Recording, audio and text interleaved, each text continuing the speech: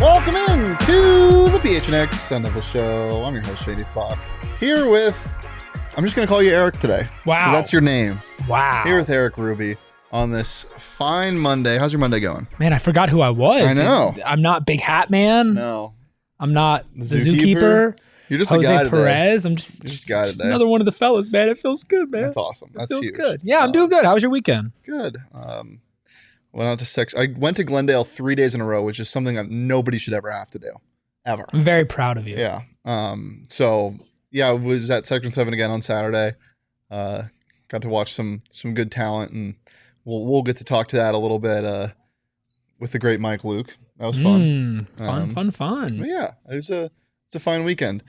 There was some breaking news for ASU, and this time it did not go in their favor when talking a decommitment from an Arizona school to the other. Yeah. Dajon Hinton decommitted from ASU and is flipping his commitment to UofA. Yeah, that's about what I have to think about that. Yeah. So what I'll say about this, though, and I'm not going to do the typical fan thing where you're like, he sucks. Well, we didn't need him. It is what it is. Because I know specifically UofA fans love to do that, where we saw it with Sandin. Yeah, they lose a 5-star prospect. It's like, well, what would he even do here anyway? Exactly. Yeah. But I will say that if you were to lose a recruit from a position group, the secondary is probably the most stacked position. Yeah, I mean, absolutely. That class of 2025, that secondary is just solid, and he was going to be a part of that for sure. But the great thing about ASU and how well they've committed, recruited not just in the secondary but overall, is that losing somebody like this, well, it stings, and who you lose it to, it stings. There's even more. There's no mincing words. They're fine. Right? This is not like DEF CON. Like, let's freak out. ASU football's over. Who even is Kenny Dillingham? Like, none of that really applies. And I'm sure as both football programs, continue under these new regimes that they have, I have a feeling that they're bidding for in-state guys. It's not going to end just at this year. Yeah, I think the thing that hurts the most, aside from the U of A, aside where he's going after, obviously, is the local bit to it. Absolutely. Because I think that was a commitment you really wanted to make here. And so that stings a little bit. But not only are you getting some pretty good names in the secondary and beyond for 2025, but in 2024, this year's class, we've already seen some of the corners that we've talked about during spring ball have really shown out, and that's not even all of them. I mean, Ronnie Bimmage, Chris Johnson, Tony Listenkuba, they all have been big parts of spring ball or they've shown in spring ball, and they could be big parts of this season. We saw last year two freshman DBs get a ton of run. Yeah. And those guys are still here, and they will still continue to make a difference. Like, you're pretty set for the future in the secondary. And they'll continue to get better as well. And listen, if there's one thing I know about this staff is that, yes, maybe right now they're dealing with some of the sanctions about recruiting and not being able to communicate, but they're not going to give up. They're not just going to be like, oh, we lost somebody to U of A. It's over. No, I wouldn't be surprised if they go out and they find somebody else to bolster that secondary in the class. And it's obviously a position room that you need bodies. Like, you need to be deep. Yeah, for sure. And losing somebody who potentially in the future could be a consistent contributor, that's unfortunate. At the end of the day, though, like, that's just the benefit of being where you are as a recruiter in Kenny Dillingham, and of course the staff underneath him as well. It's like the royal Kenny Dillingham when you talk about recruiting. It's just all of them and all of the coaches and the staff that he's hired. But they'll bounce back. They'll 100% bounce back. And listen, if you want to trade 3 stars for 5 stars, U of A, I'll take the 5 stars. Okay, I'll take it. Another aspect of this is the upside of him. He's not dead. He is a high 3-star. He's a guy who I think could inch into that 4-star range come next year. But I also think ASU has a lot of recruits that can do that. Looking at the 2025 class, though, and the reason why I'm not saying corner, because he was technically a corner, and the reason why I'm saying DB room is because of the amount of safety. It's a lot of safety the 2025 class has, and safety is the most versatile position, maybe in football. Like, you can put them anywhere, and that's why I'm not really too concerned about it. Yeah, you don't have 4 or 5 DBs coming in next year, but you have you have 3 safeties Yeah. coming in next year. And they're all also high 3 stars as well. Look, losing a high 3-star. I mean, Hinton was a number 6 player in Arizona. Yeah. Like that. And that's good player. Yeah. And that's massive, especially because, a big mantra of this entire staff and of Kenny Dillingham and trying to reignite this program is activate the Valley. We want to keep these kids at home.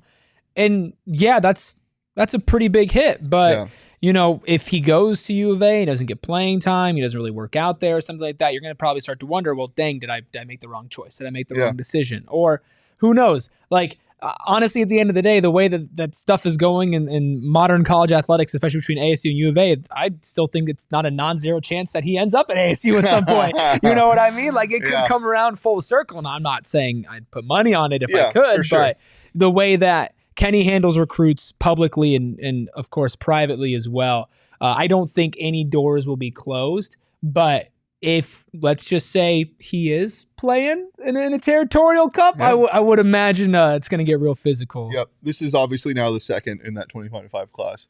Or was Tapley in the 2024? I think it might have been 2024. Let me check real fast. I always forget. That has committed to U of A after being committed to ASU. So, it is what it is. Yeah, he's 2024. And the thing that stunk about Tapley, Desert Mountain kid. Yeah. I'm a Desert Mountain guy. Kid. But yeah, this is the world of college sports, and we saw that Kenny was kind of, and I wouldn't say unbothered, but he was okay because he tweeted, "Great day to be a Sun Devil" shortly after that happened. Yeah, it's again, you can, and I know it's hard as a fan to balance these things, and of course, if you are a fan of ASU, you can, this could hurt. Don't go attack the kid personally. No, don't take it to that level, because I know some people might. But two things can be true at once. This can suck. I will say this sucked. I would have liked for it not to happen. But at the same time, I'm not that stressed. Yeah, and you're in such a good spot to be able to say that. Yeah. Like, again, what I said at the top of the show is I'm not going to be that guy that sits here and is like, oh, it's fine. It doesn't matter. It is what it is. We move on, because it's not the case. You want as many bodies in that room specifically, but also just in your recruiting class, and you never want to lose a guy to your rival, but you have the luxury that you can, and it's going to be okay. So this was not the biggest deal when fans started hearing there's a chance that somebody flips. People were expecting the worst. They were thinking, Adrian Wilson, AJ Aya, wasn't that bad. But hey, I mean, that would have. Listen, that would have been a lot worse. Nothing against Hinton, but there are other names here that I would much prefer to keep. And if you want to look at it overall, ASU's overall rank and composite rank when it comes to recruiting has dropped. They're now 20th in the nation. If you want to look at Arizona, they're 44th. Yeah. And that's after the flip. Again, you have the luxury now with Kenny and his staff that is showing how you can lose guys and it's going to be fine, because they did so much work early. And that's another thing that we haven't really talked about is they got so high so early. And so you want to make sure you try to keep kids, because that's an even harder thing to do. We've already seen a couple. They'll go on some visits after they've committed, and then you're like, oh, okay, I guess this might not be for you. But there's still so many names out there, and there are other names that are committed places that might come here. Well, right, and I think that is unfortunately just kind of the nature of college athletics right now. Is somebody can be committed. Hell, somebody can be at a school and playing, and in 6 months they're at a completely different school playing. Like that. That's just the way it is. And as U of A fans will know, obviously different sport, but with Sannon, all of a sudden, boom, it could shift and it could end up being your in-state rival. And obviously that hurts, and it's going to hurt both. But I still would not be absolutely shocked if over however next couple of years, as this current landscape of college football shapes up, and of course something might shift and something might change, this will not be the last person to flip one way, and I'm sure there's going to be others that flip as well. That's just kind of the way that it is. I forget who tweeted it, but a high school recruit from Arizona tweeted, man, like Arizona's recruiting is so backwards or something like that, so wild. Not the U of A, but Arizona in general. Yeah, and it is crazy the world that we live in now. Yeah, it's wild. If you're in the chat, thanks for joining us, Sharon, Tony, T.O. No matter what school you support, glad you're supporting PHNX. Make sure you leave a like, subscribe to the channel, 5-star review if you're listening on audio, and you become a diehard. There's only one. Why not? There's only one spot to consume Arizona sports, and that's here. I mean, listen, being a diehard has so many benefits and perks. Whether you want to jump into the always lively ASU chat, or you want to go to the UofA side. I mean, we have chats for those. Or if you're a pro sports person as well, Diamondbacks, Cardinals. We still have a hockey channel in there. We got the Rising. We've got the Suns. We have just a little bit of everything. But the Die Hard Discord isn't the only thing you get from being a diehard. You get some exclusive video content, a lot of premium written content as well, which, speaking of written content, we're going to dive more into this tomorrow, but free and unlocked to all right now up on gophnx.com is Craig Morgan's article about ASU athletics and how the COVID period had a really massive impact among many sports. Again, we're going to dive more into that tomorrow, but if you want to get prepared for that, go phnx.com, go read that. But you also get discounts on live events. You get a free piece of merch every year if you're a diehard. And it truly is just a fantastic community. No matter who you support, if you're an Arizona sports fan, or hell, if you're just a sports fan, there's no better place to be in the Valley. There's really not. No, there's not. That diehard Discord lounge is always popping.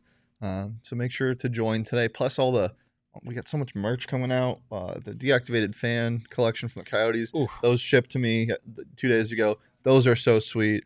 The Marv shirts, my Maserati Marv shirt came in. I'm waiting on my taco truck shirt. Those are sweet. Got a bunch of new stuff over at the PHNXlocker.com. So check all of that out. As a whole, Eric, how are you feeling about the 2025 class now?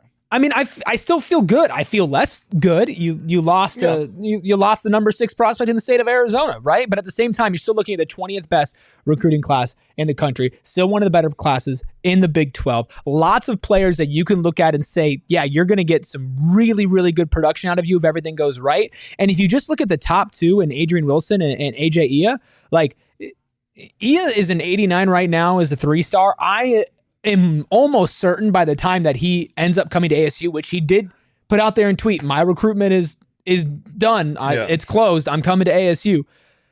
I would not be shocked. In fact, I'd be shocked if he stays a 3-star. I would not be shocked if he became a 4-star. Adrian Wilson is a 4-star. He's kind of your blue chip wide receiver. Those are 2 offensive weapons. And then, AJ Ia as a tight end.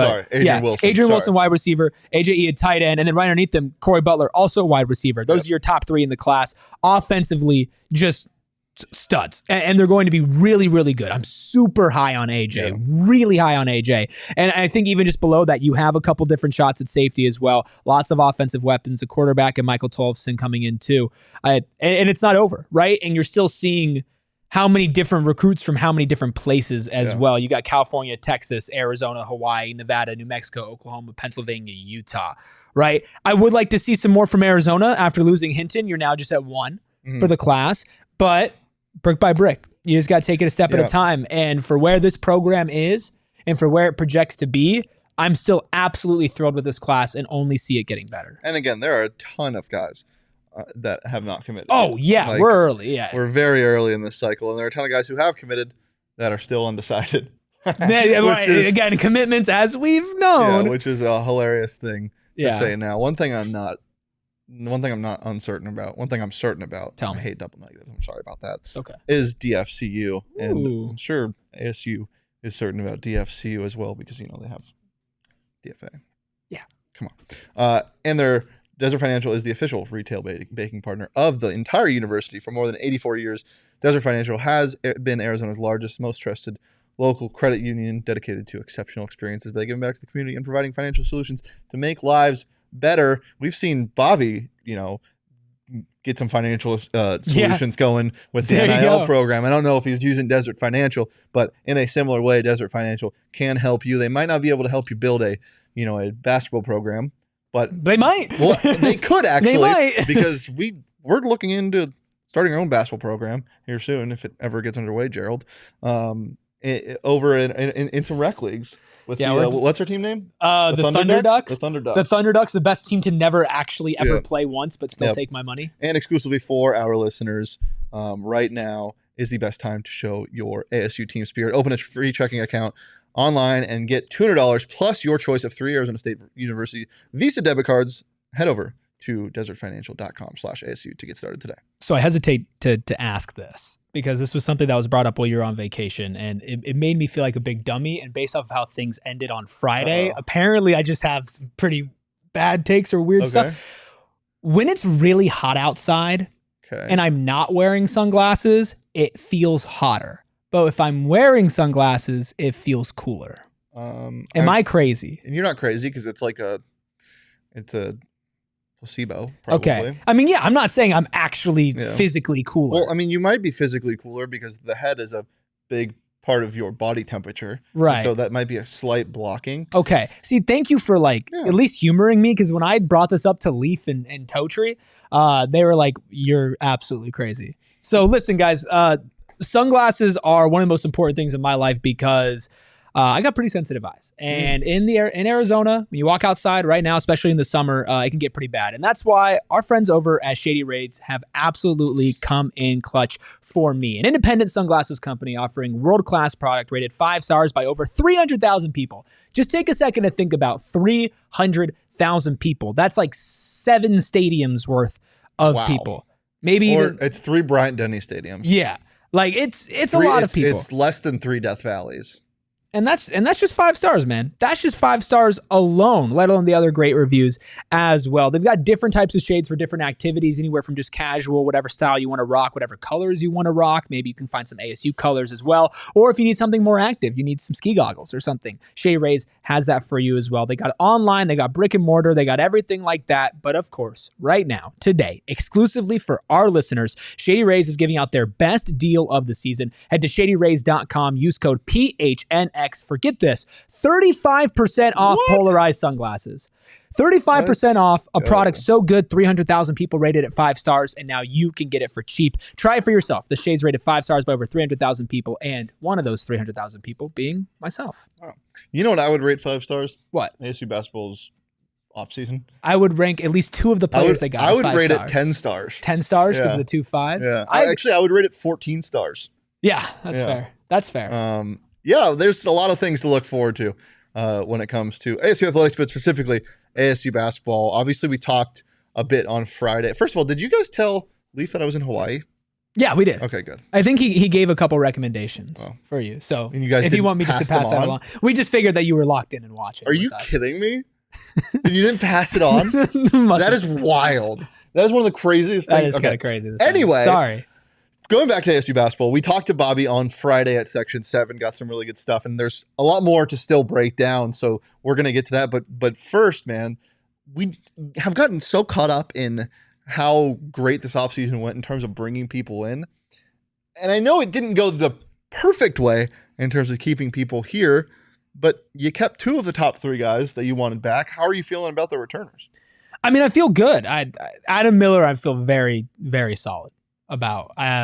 No matter what role he's put in, he has translatable skills that you've seen on the court.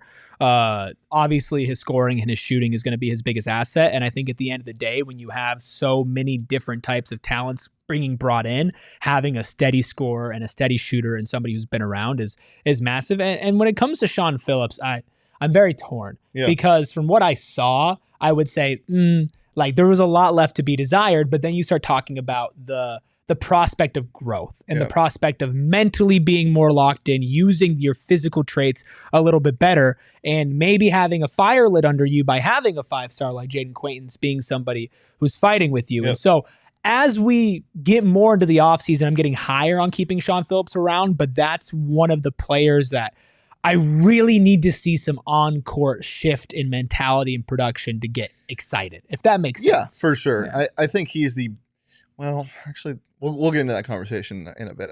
I'll hold that. But I think that Sean Phillips is such a guy that I'm not going to call him an X factor because I want to talk about that later. But he's close to it because if you're getting a much improved Sean Phillips, like then you legitimately have 2 of the better centers in the Big 12. You probably have the best center duo in the Big 12, and that's saying something. Absolutely. The center position in college basketball is so interesting too, because it always feels like a center has it or they don't. And they flip that switch really fast. You know, you'll have specialists, you'll have guys that, can't really do it all, but are good on one end of the floor, or they're good at a couple different things, or rarely do you get your Drew Timmies, your Sonogos, your Aitons that just kind of put it all together. Yeah. Because it's a really hard position to play. Sean Phillips got some legit experience last year in the Pac-12, and I think the Big 12 is going to be a shock for him if he plays the same way he did last year. But from all things that we've heard Bobby said, it seems like it's pointing in the right direction. Yeah, I hope, and honestly, at a certain point, it's what you should come to expect. I'm sure that's what Sean Phillips expects from himself. Again, you talk about it if it all goes right with Jaden Quaintance, one of the best prospects in the country, the best center in the country for his class, coming in and will be bearing a good amount of an offensive and defensive load, despite what we see as a rather stacked ASU roster, about 10 guys that can actually play on any given day. And Sean Phillips, of course, being one of those guys, he's always had it. And by it, I mean that physical ability that makes you salivate and say, this is somebody that can put it all together. A vertical spacer, a great defender, somebody who could set good screens, be a threat, runs fast, gets down the court super quick. But you saw so many times last year just that mental edge of an opposing center, whether it came to just boxing out, right? Yeah. And making your presence known through just your physical abilities. It's funny you mentioned he has it, but he doesn't have it. Exactly. He has the physical trait, but the it where you put it all together, which is something you can get, we haven't seen it yet. But there are reasons to be excited. We asked Bobby about the two main returners. Bryce Long, he touched on a bit, but the two main returners in Adam Miller and Sean Phillips, and this is what he had to say on Friday. Yeah, I mean, Sean, today we did some of our testing this morning, and he jumped and touched everything on his vertical jump. I mean, it's his measurables are off the charts. I think it's all about maturity and growth and for him, and he got some experience under his belt last year, and I think he's got to have a great off season, and we've been talking to him about that. Just he's 19 years old still, so he's a guy to continue to get better and develop, and we hope that he takes full advantage of that this summer, puts himself in a good position. And Adam is just a natural leader for us. He's played a lot of games, with a lot of big games in his career, and he wasn't happy with our results last year, our record, not getting to postseason, all things that we're focusing on this year. So he's very motivated to do that as well. Yeah, it's not surprising. No. I mean, you would almost expect, if it comes to just measurables as far as being athletic. I mean, Phillips probably top of the team, and not even a question. Yeah, and talking about the other returner, Adam Miller, it's good to hear that Bobby knows that this is well, he obviously knows, but it's good that the reaffirmation that this is the guy that is the scoring option. Mm-hmm. He can do a lot of different things, and I think that he's the X factor of this team. Okay, what do you think? I don't hate it. I think that with this team, with some unknowns as far as a freshman, and then some unknowns as when it comes to playing in Big 12 competition, i.e. everybody, but specifically the transfers who are coming from a non-Power 5 conference, you could almost point at anybody and say they're an X factor. But you're right, with Adam Miller, being that number one guy, especially with a team that has a lot of offensive talent, you need a pecking order. It's just the way that it is. Mm-hmm. And to go into a season and say, we could all be number one guys. Yeah. We could all do this. That's just not going to work. It's felt like that's kind of been a problem that Bobby's teams have had is there, it hasn't been a true number one guy, and the times they've looked their best, there was. Yeah. You think back to their most recent success with Desmond Cambridge, he was clearly the guy when it came to offensive scoring options. And that doesn't mean that there weren't guys around him that could do that, or that on a given day, if Frankie, it's not going, just take over. Right. If it's not going for one player, you need to have somebody else step up. I mean, that's the beauty of having a deep roster. But with Adam Miller, I mean, X factor, best player as well. I think those things can go hand in hand. I like that take, because if he comes in and he truly sets the tone as the leader, not just in scoring, but just on the court, trying on defense, being vocal, getting this group of players that have not played together at all. You're not going to have a lineup at all this year that was played last year. Or even if you have Sean Phillips and Adam Miller on the court together, that's the most you can have for as far as returning players in a lineup. I know Bryson Long, but as far as consistently played throughout last season, right? Enough to have some sort of chemistry. So if he comes in, he takes control. He's like, I'm the guy. Offense is running through me, but I'm not a black hole. Then this team will be set up to all slot in underneath and kind of fight for their spot there. So who do you think is the X factor? Do you think it's him? I don't think it's him just because I think he's the most known quantity. Okay. Right. Who's the X factor? I think the X factor is Jaden Quaintance. Yeah.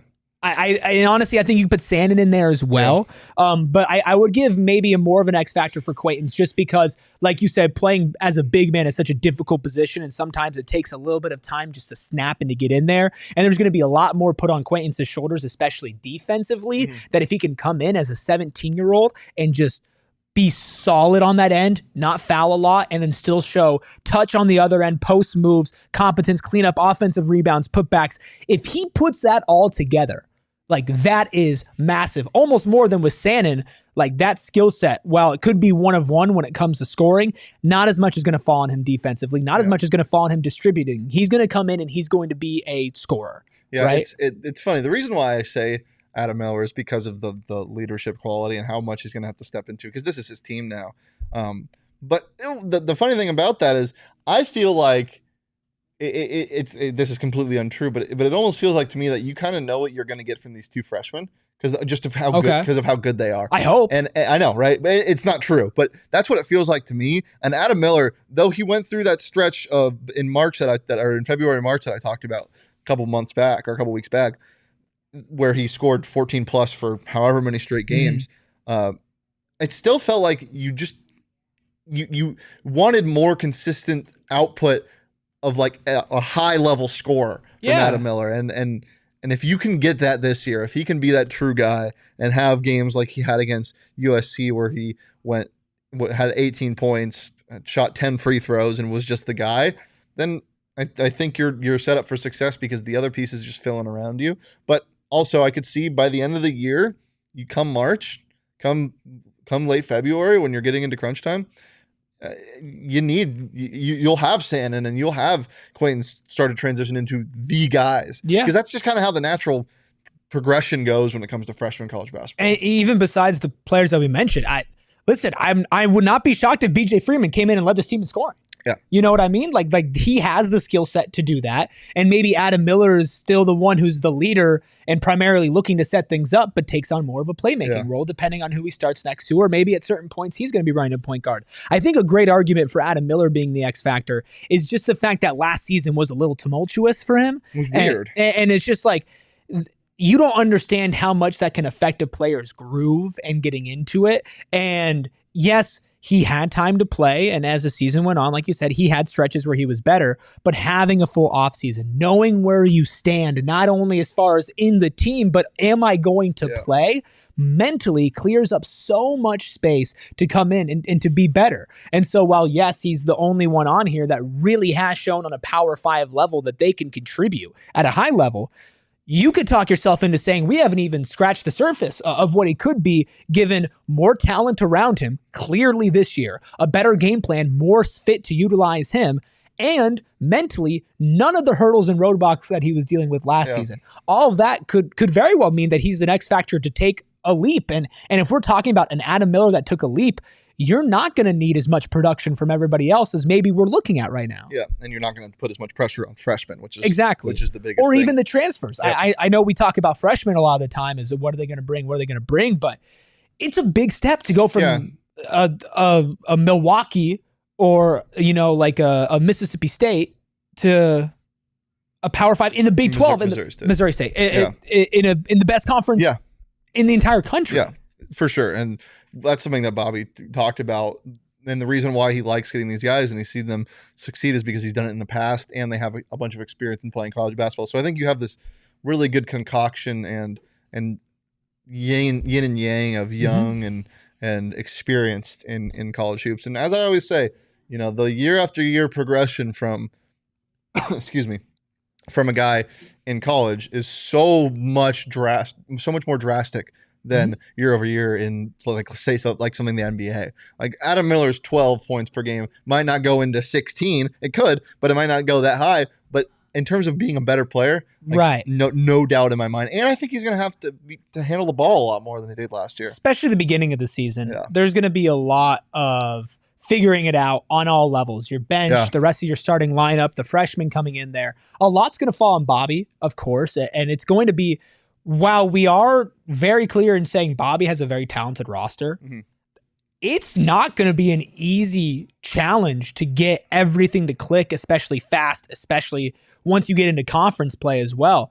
Again, you're talking about an entirely new roster except for 3 players, 2 that actually played last year, right? A bunch of them either Bryson played. Right, but like a bunch, you know? Again, and I don't see him really being that significant in the rotation this year right off the bat. I hope. I think Bryson Long's gonna be in that 9 man. Okay. I think he is, just because he is a specialist, and the flashes that I saw from him last year, I mean, it really excited me, because he was the closest thing you can get to a true 3-and-D guy in college. Like, that's all he did. And defensively, you wouldn't expect it because of his size, but he was really good.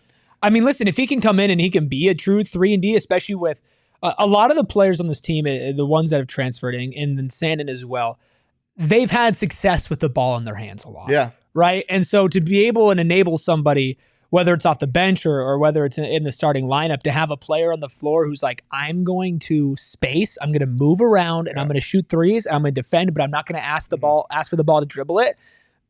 I can see a world where he cracks the rotation. There's just so many different. Yeah, but that's also why I think he fits really well with this, is because there are so many guys who play their game. There are so many guys that, as you said, star when the ball is in their hands. That you don't want 4 of those guys on the court. We've seen how that goes. It doesn't work very well, which is why I think that a lot of these guys are going to be asked to do different things, and I think it eventually is going to work.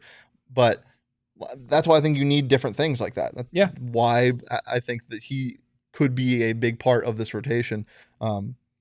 Aside from him, there are a lot of different names that we talked about, and a lot of different ways Bobby was able to get players here. One of those being the documentary and NIL, which is a huge part about that. And, you know, we kind of have our own NIL sometimes when it comes to our wonderful sponsors. They're coming in and making our studios look fantastic. Yes. And we're putting our name, image, and likeness in the studio.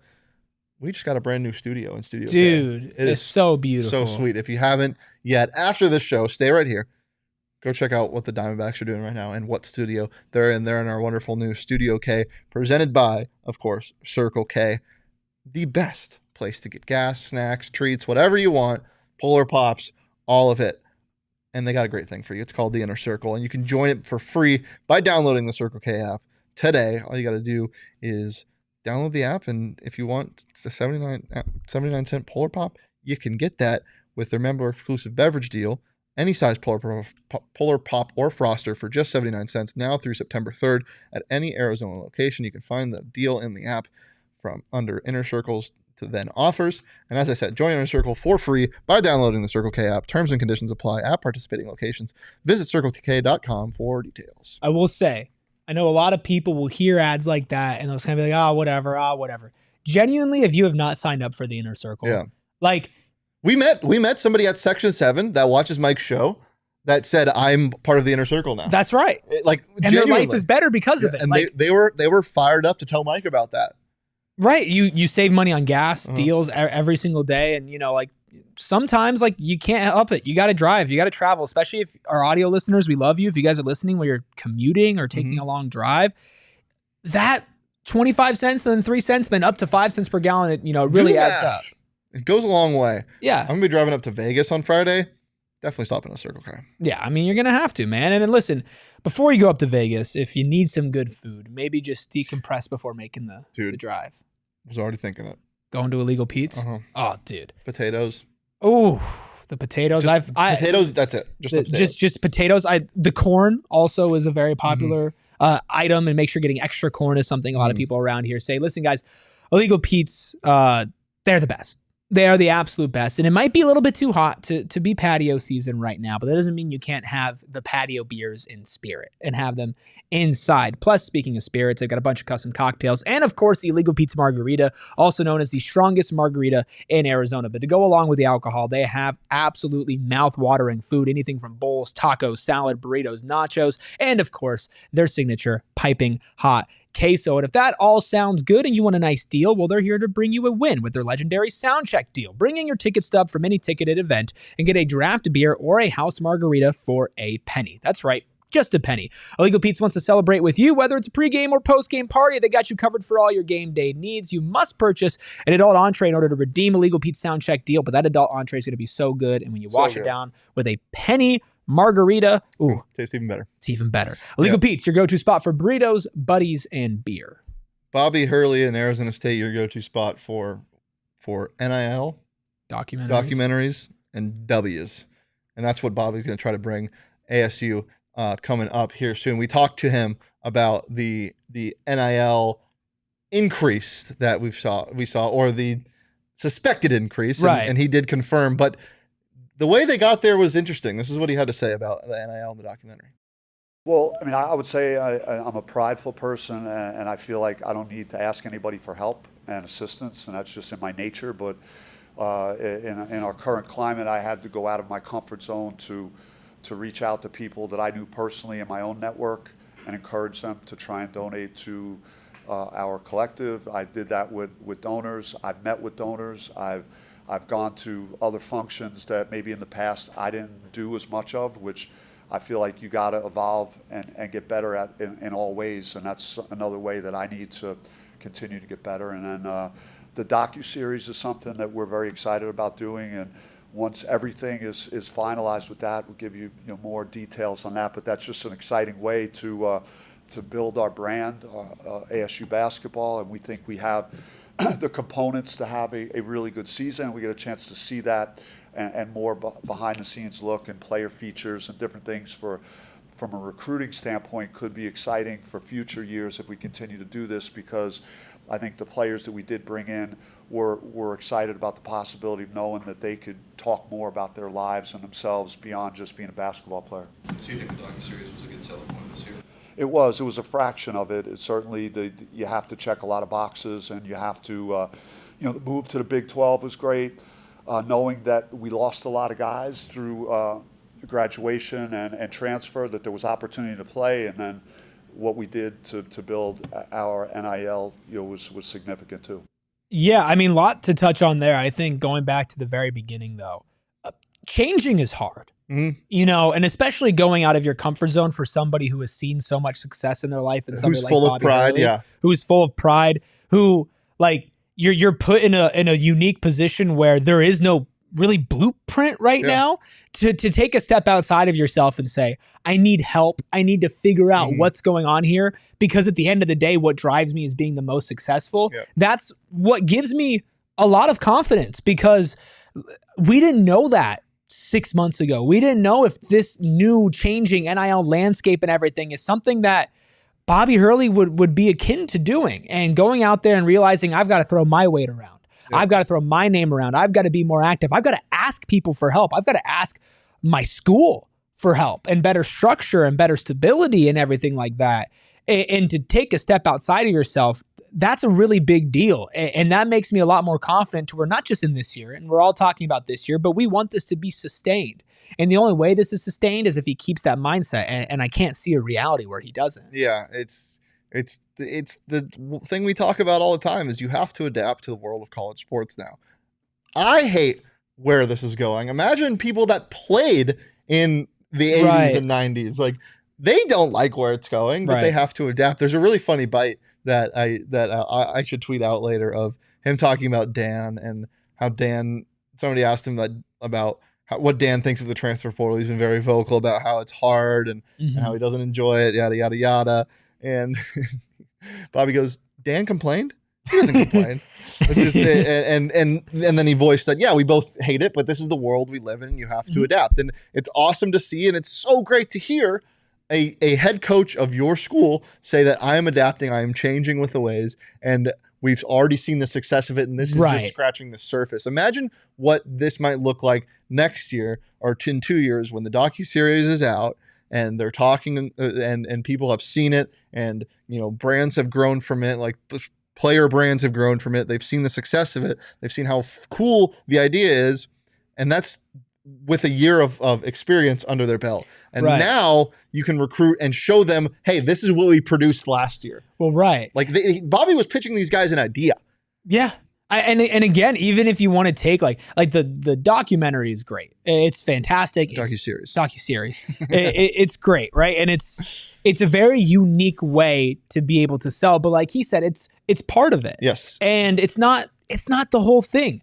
I think at the end of the day, like, yes, you've seen the success. We're talking about the best recruiting class that he's ever had. 2 5-stars and a really good 4-star, which again, we'll harp on this. Not enough people are talking about Amir Ali and what he can bring to this team next year because they are rightfully distracted by Sandin and Quaintance. But if this season goes well and they shock in the Big 12 and they play above expectations, docuseries be damned, you are setting yourself up for more years of success because whether you like it or not, it comes with money. Let's say this team makes a tournament berth this year. Quaintance comes back for another year. Yeah. Like, you are setting yourself up to be something, to be a player in the Big 12. And that's going to take time. If you're a player in the Big 12, you're a player in the country. Well, right. and if you're doing that all coming off of a season like last, that's so impressive. It's very impressive. And that's why I asked him the follow-up, like, was that a big part of it? And as you said, like, it was a piece of it. Like, but in the reality is we got to pitch them on many different things, like not just, NIL, not just how you can grow yourself, not just the docuseries, but also the school. And that's something he's still really prideful on. And he wants to win here. And that's something I cannot stress enough. Bobby Hurley wants to win at ASU. It's not about glory. It's not about money. It's because he wants to win here because as we've talked about, very prideful. He's very, I'm going to do it my way and I'm going to win my way. And that's what I love about Coach Hurley. And yeah, it's really exciting going forward. You know what else is really exciting going forward? Who they're playing in November. And it got a lot more interesting recently, It got a lot more interesting recently. We talked about it when the news came out about a month or so back. ASU facing off against GCU November 14th at Footprint Center for the Hall of Fame series. Something they've done before. But this just feels like a more special year because, look, if ASU is going into this series with the team they had last year and that's what we were excited about, I would be I wouldn't want to play GCU because I never want to lose to GCU. Right. I am not worried about losing to GCU. Like not one bit. They're a great program. Scott Drew's been awesome there. But GCU. So we asked Bobby about the GCU series and that's what he had to say. Well, I'm excited for that opportunity because I've seen what Grand Canyon has been able to do over the last couple of years, and it's probably started back to when I went to go see Holland Woods play his senior night at GCU and just see the environment there was an electric environment. You could see why there's so much enthusiasm about the program, and I'm a big fan of Bryce and what he's done, and they're on the cusp of being a top 25 team maybe. So if we could schedule a game like that, I mean, those games have real value for us. Yeah, Bryce Drew, not Scott Drew. Excuse me, I always get those two mixed up. Scott Drew is at Section 7, Baylor's coach. It's a fun series to have, and the one thing that GCU does one of the things that GCU does really well, one of the few things that GCU does really well. One, keep their students locked in after 9 p.m. And, locked in. Yeah, locked in. Yeah, not locked in like that. And two, they travel really well. Yeah. And so ASU fans definitely need to come out and support at Footprint because you don't want to lose that game. I remember when GCU most recently came to the UofA to play, and that game got a little close. Tayshaun Cherry was still on that GCU team. ASU legend. Yeah, ASU did win that game. Any mention of Tayshaun Cherry should come with a trigger warning. But the environment that the GCU fans brought was still very good, and it's not only the closeness factor. You're not only doing this because you're in-state rivals. Another interesting part about this is you lost a recruit to them too. They're now their best recruit in school history. Is it really? Yeah, their highest ranked recruit in GCU history. Sammy Ine. Yeah. Former ASU commit, 4-star. decommitted from ASU after the Quayton and Santa news. How do you feel about that? I know Totri and I were able to touch on it while you were gone, but like obviously losing Sammy's not great. But is that something that's bothering you him going to GCU at all? No, not that he's going to GCU. I think it should be it's more of a fun thing because they're not a direct competitor of ASU. Like obviously they're quote unquote rivals because of the proximity, but like they don't play in the same conference. They never see each other, and when they do, it's in these special matchups, and they're fun. It doesn't bother me that he's there. If anything, it helps that he is still here, and so when he transfers back to ASU, he'll just have to take an Uber. Yeah, fair enough. I mean, look, fair enough. I think what it boils down to for me, and I'll just keep it quick because we touched on this before. It's the cost of doing business. You want to bring in 2 5-stars, you're going to lose your 4-star. Yeah. And Sammy probably really liked the state. That was probably part of the reason why he was coming here, wanting to be at ASU. While GCU's campus is absolutely nowhere close to ASU, it's close enough to where you could take that drive over to Tempe. Did somebody just catch a Pokemon over there? Yeah. What the hell? It is what it is. I appreciate all the people watching as usual. UofA fans, GCU fans, whoever's watching, just make sure you give us a like. Has Bo Aldridge committed anywhere yet? I don't think so. I haven't seen anything. He still has his ASU. His ASU still pinned. That's interesting.